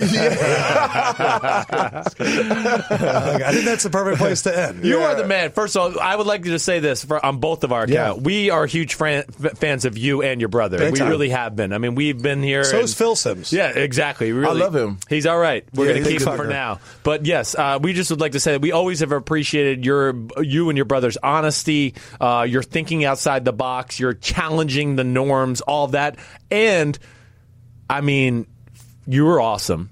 Thank you. People don't realize how good you were. Yeah. I mean, you're a phenomenal football player. And your brother, I'm not trying to be a jerk here, like your brother's one of the best defensive players in the last 15 years in the league. Like he's that phenomenal to me. Never got the credit he deserves, but we enjoyed watching both of you play. Not to continue to stay going. Yeah. I'm pretty sure people are tired of me talking right now. Like, that guy never shuts up. And actually, I don't even do that many interviews. You're doing good. Other than you sweating, I mean, I know I make people nervous, but it's okay. Man, I sweat just because I'm just an ex-quarterback with a podcast show. Relax. Man, I like the quarterbacks. I always sit right behind the quarterbback in meetings. Yeah, because you're smart. Yes. Yeah, you're and smart. I always tap, hey, Tom. Oh, hey, Tom, how should I run that in man coverage? And then he'll go, see? Oh, Martellus is so into this, so now he's going to have sure trust. I get him 6 balls. Right. One of the greatest coaches, Mike Pope. Mike Pope. So Mike Pope told me, One of the greatest tight end coaches ever. He coached my dad's Giants team. Yes. Right. Yeah, one of the greatest coaches ever. Right. And we'll go down in history as one of the greatest tight end coaches ever. And he had a couple of health problems this last couple of years, but playing for him changed my trajectory as a player. When I first got to New York, like this is where I always say, like in Texas you could be a horse, but in New York you could be a unicorn. And and when I got to New York, he was my tight end coach, and it was my first year as a starter because I was kind of nervous. Like I always knew I could play, right? But I never got the chance because I was behind Jason Witten, who he tore his spleen came out his back one game, and they taped it back up and put it in. He never got hurt, and he came back and played. Right, so it's just like I remember one day warming up for the game. He was supposed to be out. His ankle was like the size of this microphone or something like that. And I'm warming up in the starters, and he was just struggling all week to practice. I'm like, I'm about to start. This is my chance. And here he comes jogging out the tunnel. I'm like, what the fuck is this guy made of? Yeah. He's like, I'm not letting Martellus get that shit today. It's like, take your helmet off. But he's one of the greatest tight ends I've ever seen play too. Yeah. A lot of people think I hate Witten, but I respect his game so much because the way he ran routes, the technique that he always used, the way he played the game, all around, I always respected his game. Yeah. But like Mike Pope told me, like I was playing with Eli and Eli threw me so every time I caught a pass, I was just super excited because I didn't get to catch that many. You know what I'm saying? It's like when you first get on Instagram and you get a like, you're always happy about it. And the dopamine's rushing. Totally. Now you don't get the dopamine I don't anymore. know. I don't do that Instagram shit, so go ahead. So Mike comes back to me. I run back. I score a touchdown. Like I'm high-fiving Akeem Nicks and everything. And I run right back to the sideline to Mike. And he's like, what you doing? It's like, I just came over here. You told me, he's like, go give the quarterback some sugar. I was like, some sugar? What you talking about? He's like the horses. When the horses do something good, you give a little sugar just to make sure that you know. So, like, after that, every time I got the ball from Eli, I'd be like, sugar. Yeah, great catch, high five, like, slap him on the butt, everything. Like, Eli's a great guy, too. I know he is. He's funny. Yes. He's funnier than Peyton. Yes, agreed. Yeah. Totally. He's funny, dude. He is. Producer Josh has been in my ear for... Oh, he's stressed out. He's stressed All out. right, Josh. Thank you. Watch your shit, Josh, before I jump through the microphone to come get you. Yeah, eat that, mother hen. NWA in this bitch. All right, so we're definitely going to... We want you to have you back soon. Yes. All right. For sure. No, you got to open invitation. Martellus Bennett. Anytime you want. Imagination Agency. Go download the app right now. Sims breaking down the college linebackers. All right, we have been talking about it for a long time. We're finally going to do Sims's linebacker breakdown. We're going to focus on the 4 linebackers that are either getting a lot of attention or in Sims's mind deserves a lot of attention. Do you want to start off with Roquan or Tremaine? I want to start off with Tremaine. Is he your favorite linebacker in this class? Tremaine is my favorite linebacker. Yes, he is. He is the physical freak. He is. He's one of my man crushes of this draft, for sure. He's mine. I already picked him. You already picked him? He's my man crush. Okay, fine. You can have him then. Thank you. First of all, I first was amazed that his brother was the safety on the team, who's also very good, but we'll get to safeties at some other point. Yes.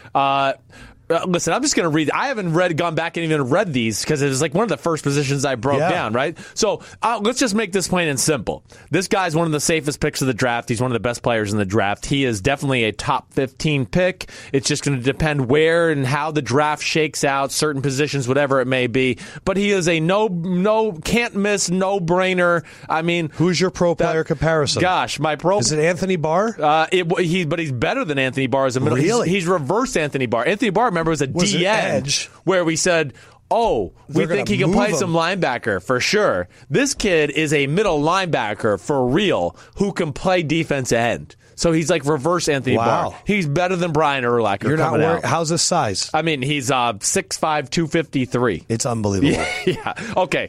So I'm just going to read this straight out. I don't even know what I wrote. Who cares? Okay. Well, I'm only a few plays in, and wow, hard for me to believe that there is any linebacker in this draft that can be this good.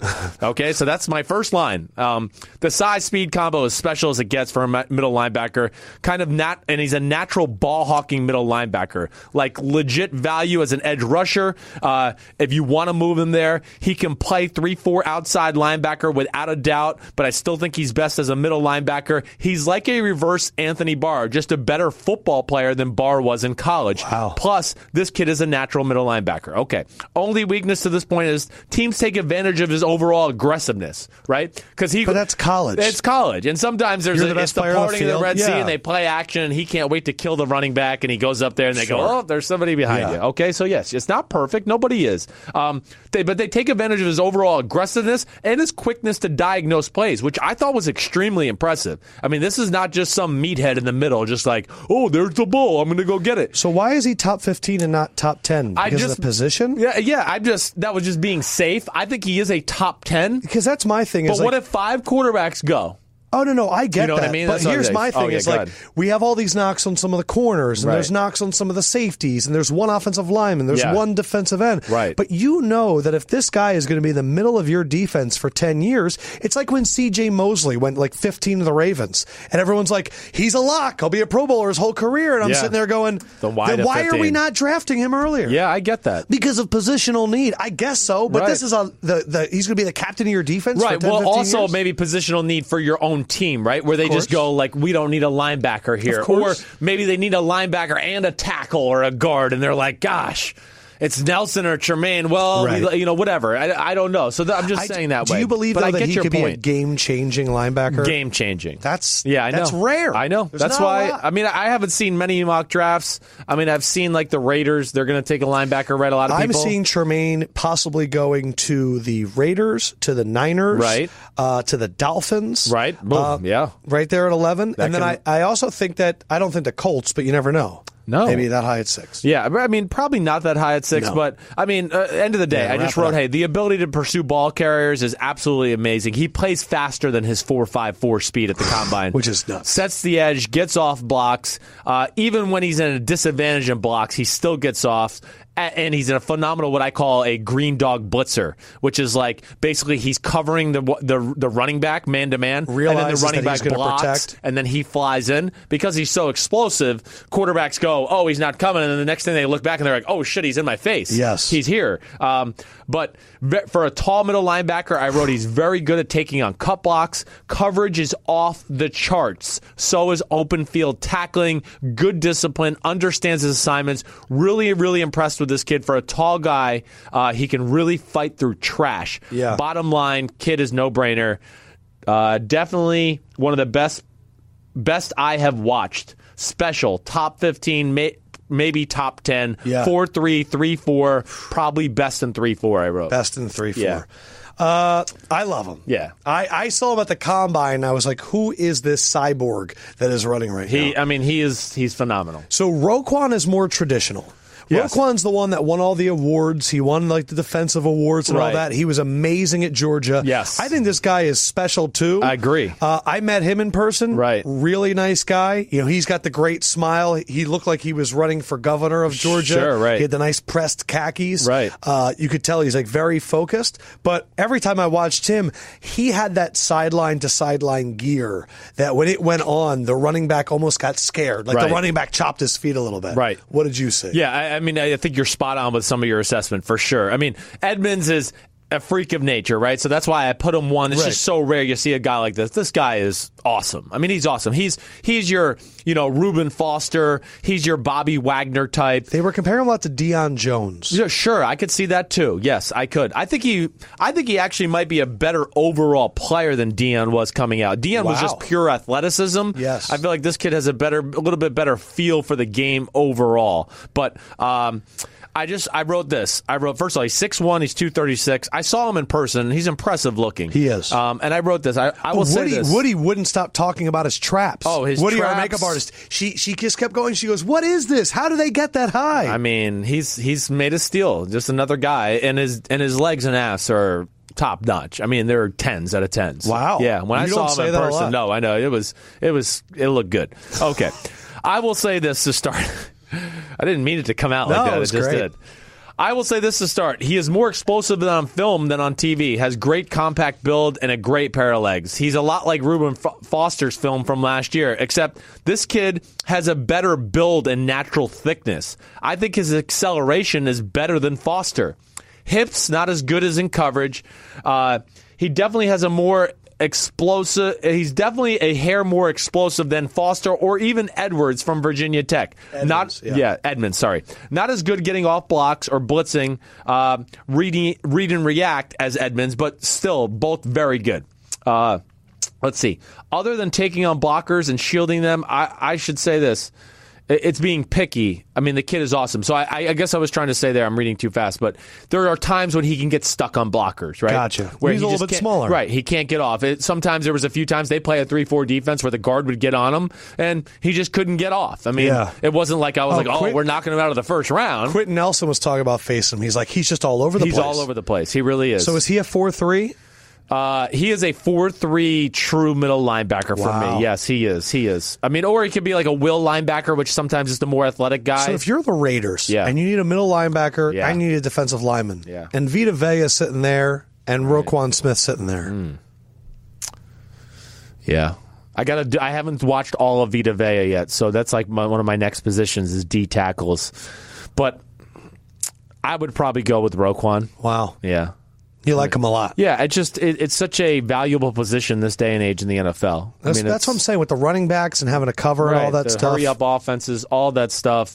So give me your overall. Yeah, I mean, I just wrote, like Edmonds, he's a tremendous open field tackler. He could play 4-3 or 3-4, but I said in the NFL, I think he's best suited for the 4-3. He's a Bobby Wagner, Reuben Foster type. Let's see. I wrote this. Oklahoma game is different for Smith. More speed, passing, misdirection type of game. Not what he's used to in the SEC. And he struggled a little bit in that game just because it was different from what he had been used to. The Big 12, he had to get used to playing flag football for the first time all year.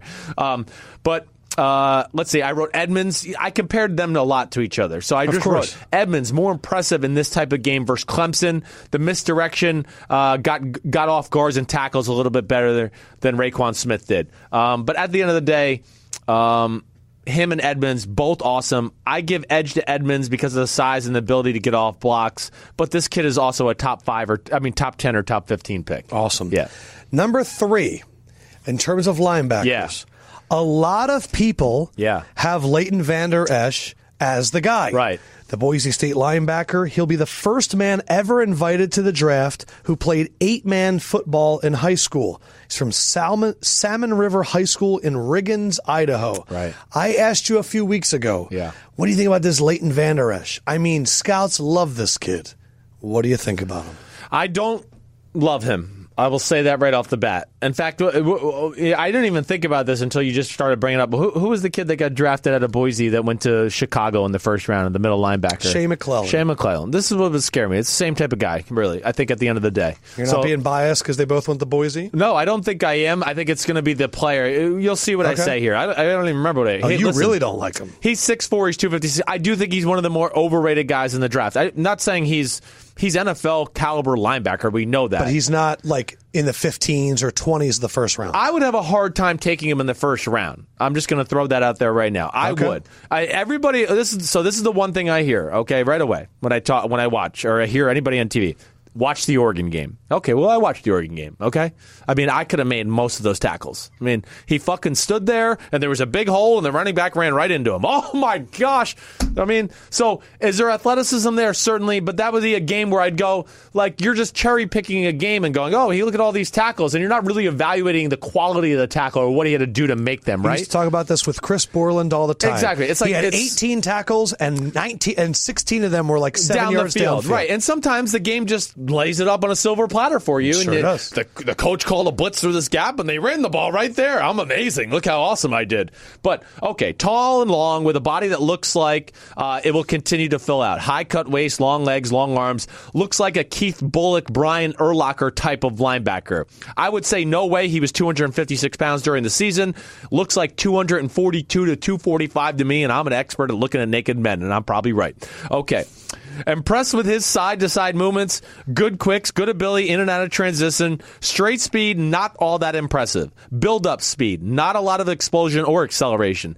And out of all the linebackers I had watched to this point, he's the least physical linebacker I've watched. It's a little concerning. Not real physical, taking on blockers, doesn't square people up, edges them with his shoulders. Haven't seen him really lay the wood on anybody yet.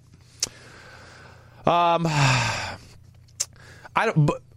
wrote, all right, so then I wrote, but, and I don't think this kid can play middle linebacker in the NFL. He's not physical enough, not willing enough to throw his body around. He's on the ground too much. He leans and loses balance when tackling or taking on blocks. Not so sure this kid is not a better fit for a 3-4 outside linebacker. That's what I wrote. That's where I think he should be. Like a TJ Watt. Exactly. Right. And he's not as strong or as powerful as TJ Watt. I was going to say. Right. So where's the positive in here? So the positive is he's tall, he's big, he is athletic, right? But I just don't love the football aspect of it. He's got something to prove to me there, and that to me just I can't take you in the first round about that. That's too questionable for me.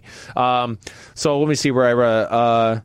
Here we go. I wrote Oregon game, lots of tackles. I wrote silver platter, though. Oregon style fits him, speed, space game. He got to make tackles. He didn't have to square anybody up and lay the wood, right? It was perfect for him.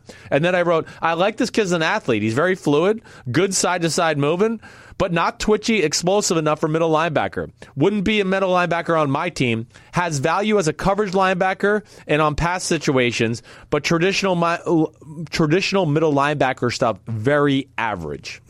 Yeah. So what round do you think he is more of? Well, for me, he'd be a second round type of guy. Like I would say somewhere between 35 and 50. But I don't know. What do you think people are falling for? I think they just fall for the size and measurables. I really do. I think that's really what it comes down to a lot of times. And he won a lot of awards, and he put up a lot of big numbers. And he looks the part, all that. I get that.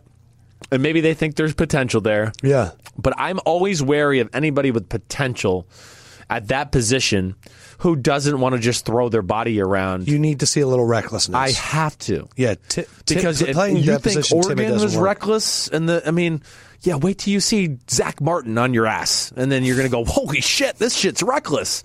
So I'm swearing a lot today. So Joe's you going to have be mad. So you have Evans as the third linebacker. Yeah, I like Layton. Evans better than him. All right, so this is the Alabama linebacker. Right. He's a first-round linebacker to me. So Evans. this guy's a first-round linebacker. He is. This is the surprise first-round linebacker that we talked about last week. Right. He is.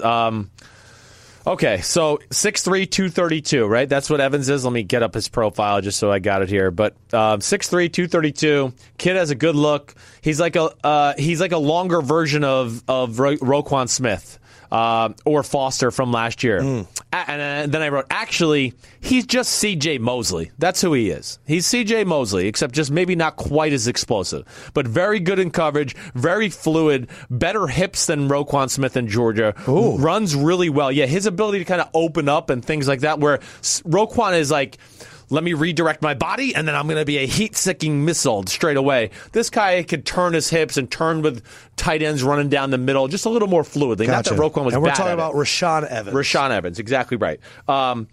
Runs really well, has good acceleration, but he is not as explosive as an athlete as Edmonds or Smith.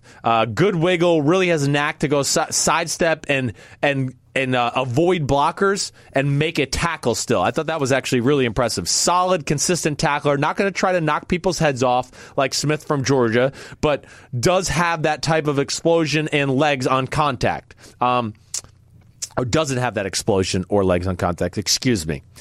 Let's see. Discipline is what you expect from a Bama linebacker. He's not quite the middle linebacker ball hawk that Mosley or Foster were before him. Still, this kid has no weakness to his game. Like the other two middle linebackers, just not quite as good. Like Edmonds from Virginia Tech, is very skilled blitzer who has value as an edge rusher in certain situations, which he does. I mean, that's what Alabama does. It's like when I studied Dante Hightower when I was working for the Patriots. He played middle linebacker, but in certain situations he played like defense end, and he would rush like 8 Sounds like Evans might be a good opportunity for the Patriots at 21 or 32. Oh, you know what? You're exactly. He is for sure. He would be their type of guy. Because they need those multiple guys in No the front doubt. seven, and they've kind of lost a bunch of them. The last few You're years. exactly right, and I didn't even really think about that. But yes, he could be the type of guy they look for at 21 or 32, wherever he ends up. The Eagles have 32. Okay, I wrote better in coverage than Smith. And better in trash than Smith, but not by enough where I'm going to say he is better all-around player than Smith. Gotcha. Strength at point of attack, bend around the edge, really impressive. Really impressive at DN for a long frame. But what the hell did I write here? Strength at point of attack. Who cares? Let me just go to the next one. End of the day, kid is really a good player with no weakness in coverage or getting off blocks. But overall, just as not as gifted physically as Edmonds or Smith.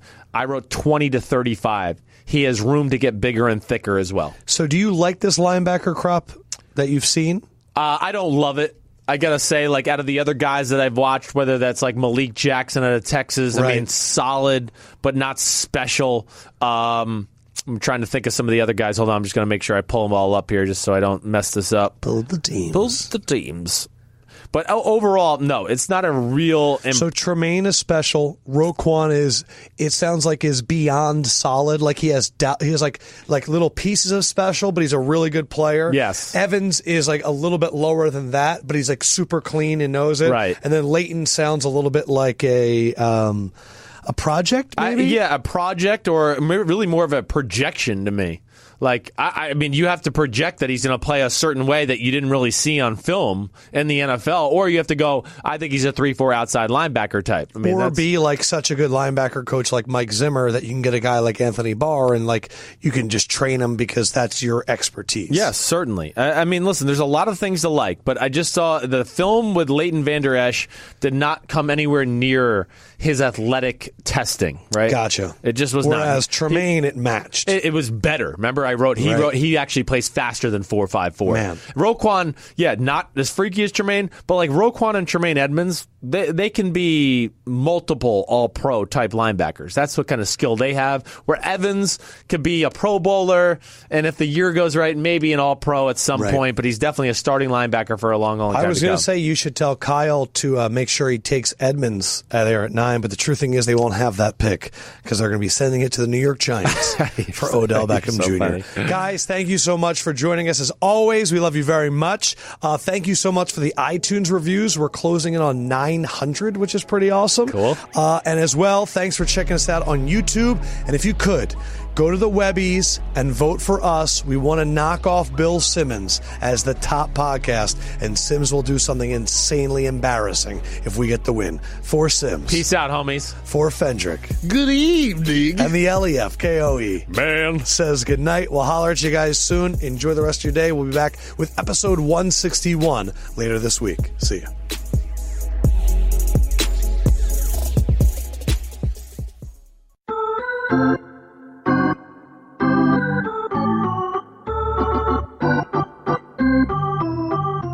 Hey, San Francisco Giants fans, are you ready to be taken out to the ball game? Want more Giants baseball in your podcast feed? Then check out the For the Fans, By the Fans San Francisco Giants Edition podcast. I'm a lifelong Giants fan and your host, Benjamin Shapiro, and in this show, me and my friends will bring you a weekly dose of all things San Francisco Giants baseball from the fans' perspective. It's like the sweet left-handed swing of Will Clark, but for your ears. So, if you're ready for more Giants baseball, just search FTF-BTF, which stands for the Fans, By the Fans, wherever you get your podcasts, or go to FTFBTF.com. That's FTFBTF for the Fans, By the Fans, San Francisco Giants Edition podcast. Subscribe today. Warning. Subscribing to this podcast is scientifically proven to have no impact on your health. Not subscribing to the For the Fans, By the Fans podcast is like rooting for the Dodgers. It's pure evil. Go Giants.